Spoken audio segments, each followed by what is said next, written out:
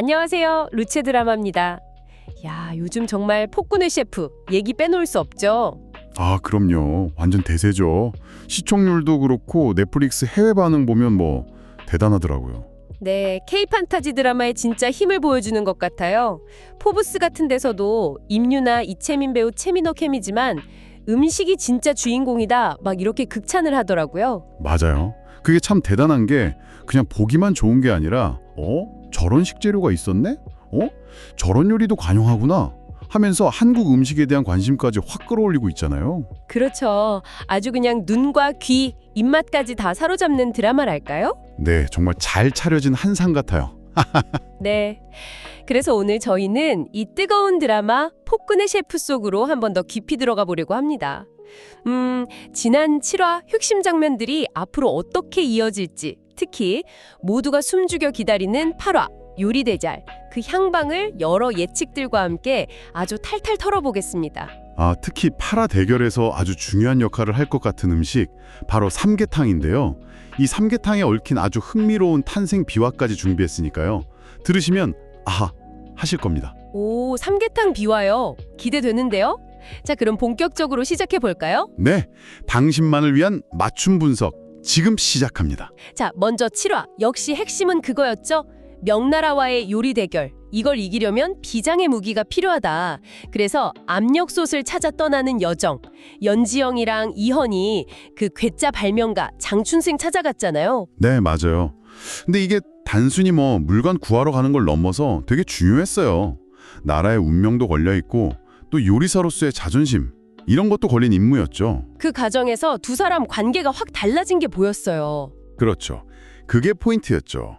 맨날 투덜대고 막 제멋대나던 폭군 이연이 그 험한 산길에서 또 장춘생이 막 대포 쏘고 위협하는데도 몸 던져서 연지영 지키잖아요. 와, 진짜 그 장면. 이전이랑 완전 딴판이었죠. 네.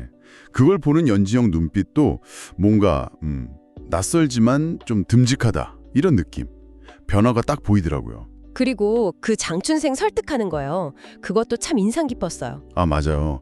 막 조상대대로 윗것들한테 이용만 당했다 이러면서 엄청 버티잖아요. 네네. 근데 연지영이 뭐 권력으로 누르거나 막 구슬리는 게 아니라 진짜 진심으로 담은 요리. 그걸로 마음을 움직였잖아요. 그렇죠. 고향 음식 만들어주면서 그리움 달래주고 또 사람들 행복하게 해주고 싶다는 그 요리사로서의 마음, 그 순수한 열정, 그게 통했어요. 그래서 그 압력솥이 단순한 조리 도구가 아니라 뭐랄까 이런 교감, 신뢰 이런 걸 상징하게 된 거군요. 바로 그겁니다. 근데 위기가 거기서 끝나지 않았죠. 압력솥 딱 완성되니까 제산대군 쪽 자객들이 들이닥쳤잖아요. 맞다. 경함 망치려고 연지영 노린 거죠? 네, 완전 정치적인 음모죠. 다행히 그 명나라 숙수, 당백룡이 기지를 발휘해서 임송지가 지원군을 보내긴 했는데 이미 뭐 장춘생 집은 쓱대밭되고. 그 와중에 연지영은 손 다치고. 압력솥 뚜껑도 뭔가 잘못된 것 같던데요. 예고편마다 조금씩 다르긴 하던데. 네, 그 부분은 8화에서 좀 확인해 봐야 할 것 같아요.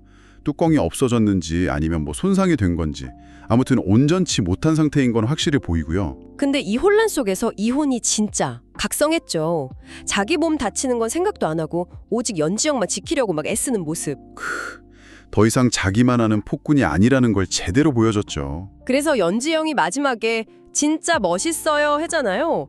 그 말이 그냥 고맙다는 걸 넘어서 서로한테 뭔가 더 깊이 뭐랄까 각인되는 그런 순간 같았어요. 맞아요. 이제 단순한 죽은 신하, 티격태격 남녀 이걸 넘어서 진짜 위기를 함께 헤쳐나가는 동반자 그런 유대감이 확 생긴 거죠. 이야, 그러니까 시청률이 14.6%까지 찍었겠죠. 이런 극적인 관계 변화에 긴장감 넘치는 전개까지. 네, 결국 7화는 이제 그 비장의 무기인 압력솥이 좀 불안해진 상황이긴 하지만 서로에게 든든한 버팀목이 되어줄 두 사람의 관계를 딱 보여주면서 8화 대결에 대한 기대감을 그냥 최고조로 끌어올린 거죠. 이제 이 위기를 어떻게 헤쳐나가느냐, 이게 관건입니다. 자, 그럼 드디어 모두가 기다리는 8화입니다. 조선과 명나라의 운명을 건 요리 대결. 예고편들 이렇게 막 종합해보면 총 3번 붙는 것 같아요. 그죠? 네, 3번의 대결로 보이는데요.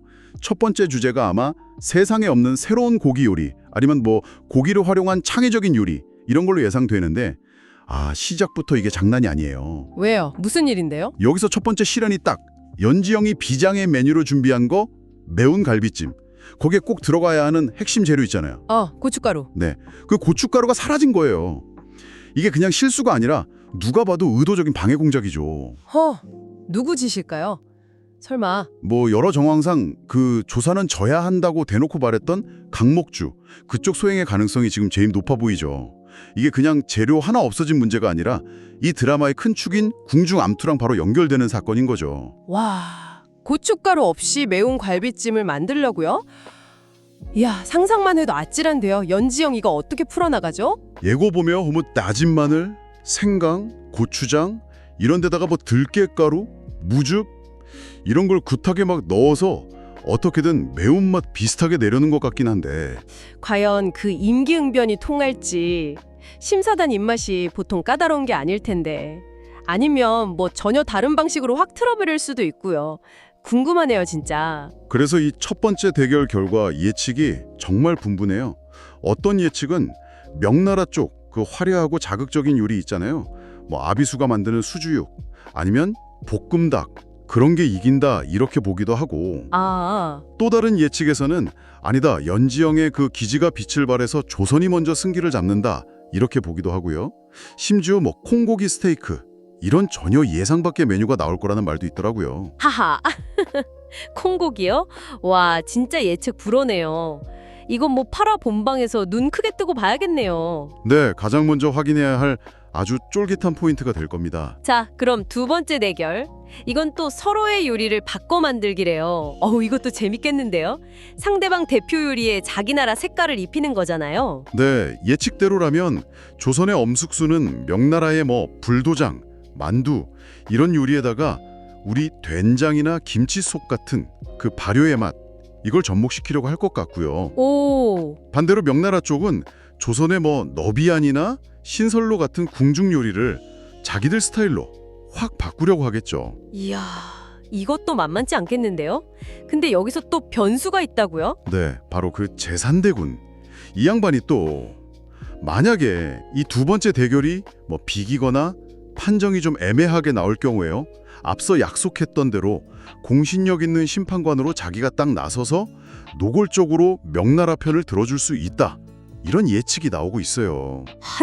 형, 이거 단순 요리 대결이 아니라 완전 정치판인데요? 그렇죠. 이 결과가 그냥 승패로 끝나는 게 아니라 정치적인 파장을 확 몰고 올 수도 있다는 거죠. 정말 한치 앞을 모르겠네요. 자, 그리고 드디어 대망의 마지막 세 번째 대결입니다. 주제는 인삼이 들어간 탕 요리 아니면 보양식. 바로 여기서 연지영의 삼계탕이랑 그 우여곡절 많았던 압력솥이 결정적인 역할을 할 걸로 다들 기대하고 있잖아요. 네, 그렇죠. 근데 여기서 잠깐 우리가 복날 되면 그냥 을에 삼계탕 먹어야지 하잖아요.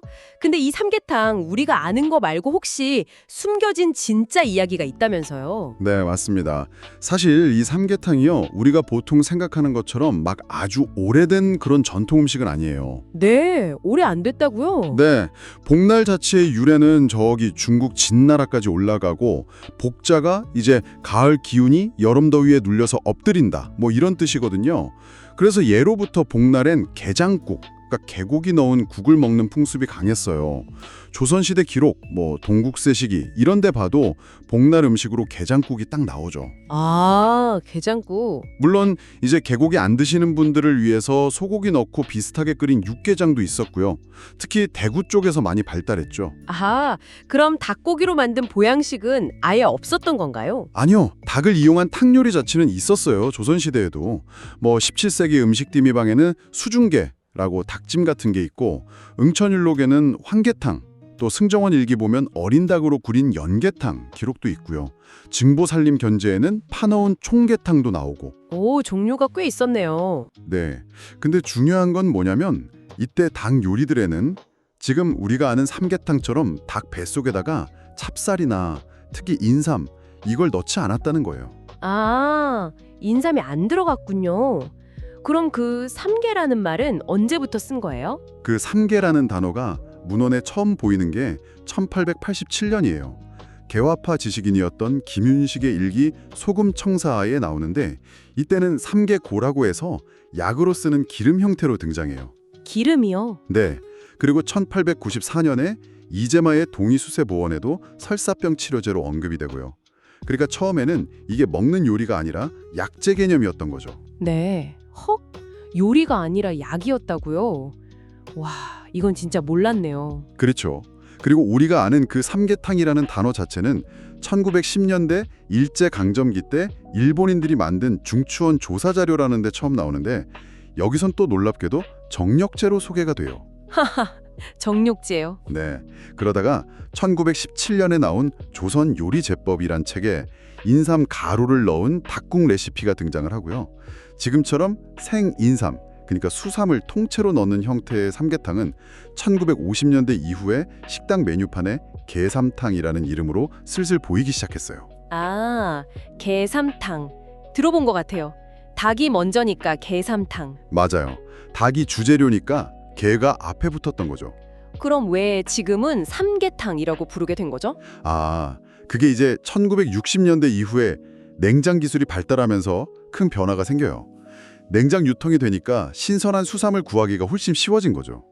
예전엔 귀한 약재였던 인삼을 이제 요리에 좀 더 팍팍 쓰게 된 거예요. 아하. 그러면서 이 귀한 인삼의 가치를 더 좀 부각시키자 해서 삼자를 앞으로 딱 내세운 삼계탕이라는 이름이 점점 퍼지기 시작했고 1970년대 중반쯤 되니까 이제 완전히 여름철 대표 보양식으로 자리를 잡게 된 겁니다.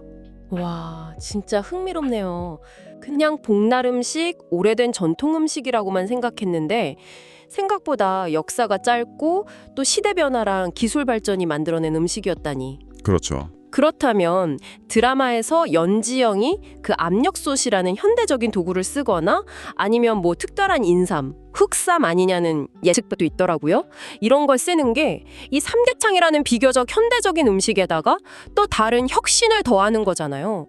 와, 그야말로 혁신 위에 혁신을 보여주는 아주 상징적인 장면이 되겠네요. 정확하게 보셨습니다. 예, 삼계탕이 오랜 전통이라는 통념과는 달리 사실은 시대 변화와 기술 발전을 계속 반영하면서 끊임없이 진화해온 음식이라는 점, 이게 이 드라마가 던지는 메시지랑 딱 통하는 부분이 있는 거죠. 이야. 그런데 이 마지막 대결 역시 그냥 순탄하게 끝나지는 않을 거라는 아주 충격적인 예측이 또 있어요. 네, 또 뭐가 있어요?